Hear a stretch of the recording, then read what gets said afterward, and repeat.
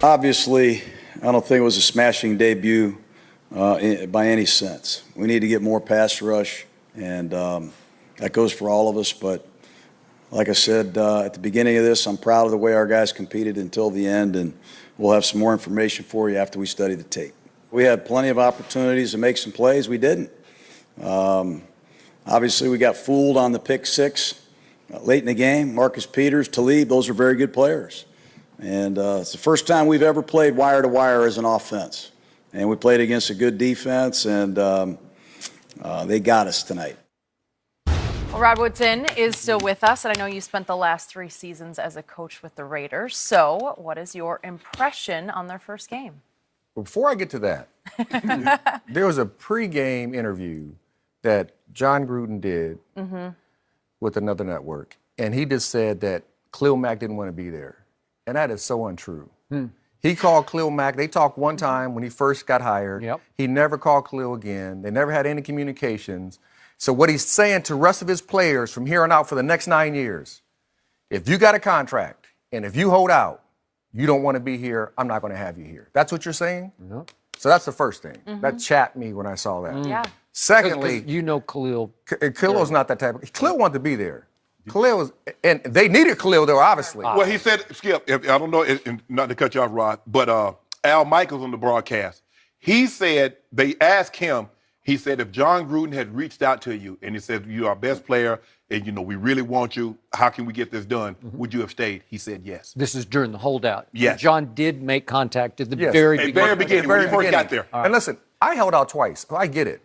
But when I held out and Bill Cowher's already there, Bill and I talked. We talked throughout the whole time me holding out because that was my coach. I was his player. He was letting me know he wanted me to be there. He valued me. Right.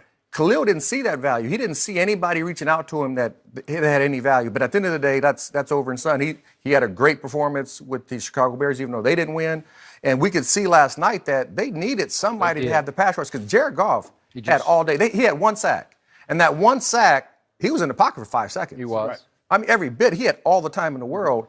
So they played well overall. They did. All they got is Bruce Irvin. That's all he can rush the passer. Bruce can rush the passer. And then you think about it. For the 3 and 3.25 quarters for them, they played well. They played solid football. They did. They really did. Yeah. It was just that last quarter and a half or part of a quarter and the last quarter itself.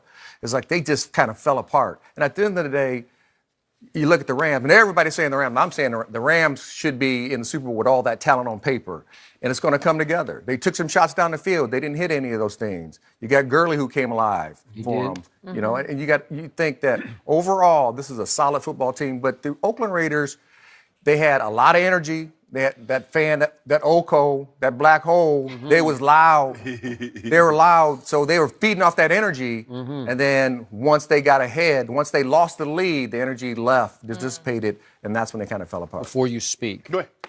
You were around Derek Carr a lot, saw him practice a lot. What is he made of in your estimation? What is he? At the bottom line, what is he? I mean, he's a good quarterback. He's a tough, gritty guy, great human being, Just got to be smarter with the football. Yep. And there's a couple plays. It was the series before he threw the pick six. He could have scrambled. He could have gave a little ground to extend the play, and he just threw the ball away right in the pocket. Nobody was touching him. And I'm like, Derek, just use the previous interception. Not the previous interception. He just threw the ball out of bounds. But it was the I know previous what you're talking series. about. Yeah. But he's a great athlete. When he was at Fresno State, this dude would run around all over the place and make plays with his feet. And God gave him those gifts for a reason, and he doesn't use them. That's what frustrates me more than anything with Derek, because he has these gifts that he could use, and he just stays in the pocket and he just throws the ball away instead of extending plays with his feet, letting his receivers either work back to the ball or try to get open and make some plays, like really unscheduled plays, which really hurts the defense. The question is, that was opening night. The electricity in the building. But what happens when it's not opening night? What happens when you're on the road and you don't have your home crowd to feed off of? That's when you're going to find out. And Skip, the thing is, it's hard to play defense if you can't generate a pass rush. Yep. These quarterbacks are too good now. Even the average quarterbacks, if you don't put them under duress, they're going to complete 6 or 10 of those passes.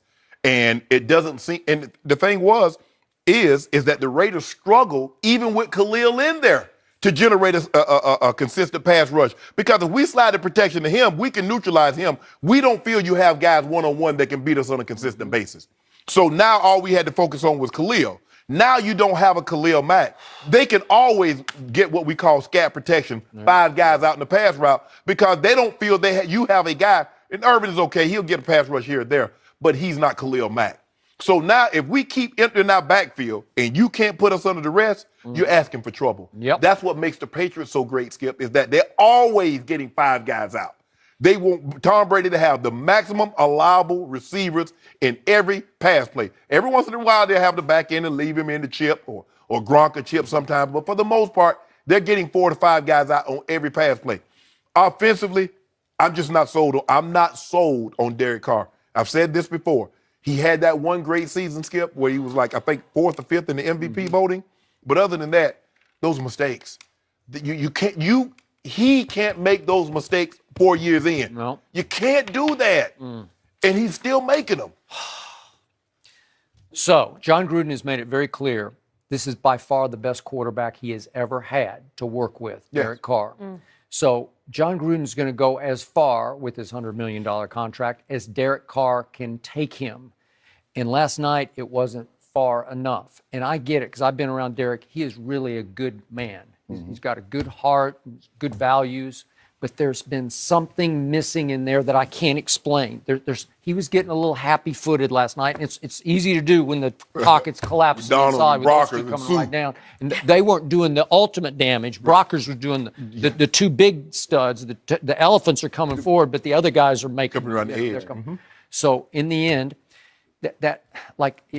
it should have been 17-7 Raiders because Jared Cook was on fire. And if we could quickly see that play in the first half, he's got him. He's got a step on John Johnson, and how tall is Jared Cook? He's like 6'6". Or, Yeah, he's big. He's big. He had 3 to 4 inches on him. Yeah. Look at this. You got to make this throw, and it's just he leaves it a little short, and John Johnson picks it. This is where you jump out 17-7 on them, and now you got a chance to go win this game in the black hole because he's throwing it in the black hole, right? Yeah, but Jared Cook also, he needs to stack that DB better. Okay. Because once he gets to that, he just keeps fading. Now what you try and do, you try and stack him, squeeze him, and put him in a trail position so Derek Carr doesn't have to be perfect. Then in the fourth quarter, 8:08 left, he had just hit Jared Cook for 32 yards. And on the very next play, when I think they're going to come back and get in the game, I don't know what he was even thinking. He looks right, and it's not there, and he just decides, I'm going to lollipop it over to the weak side to Littleton. Littleton's just, the linebacker just standing in his zone says, thank you. Like,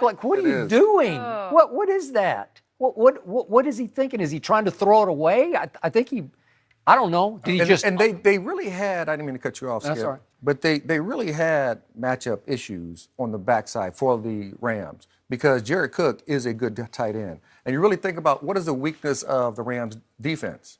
The linebacker. Linebacker, yeah. Listen, Jalen Richards, I know he's only a second-year player for the Raiders, but he's a nifty little back. Yeah, they never really used him at any capacity in the passing game. And I'm just thinking that takes the pressure off of your quarterback.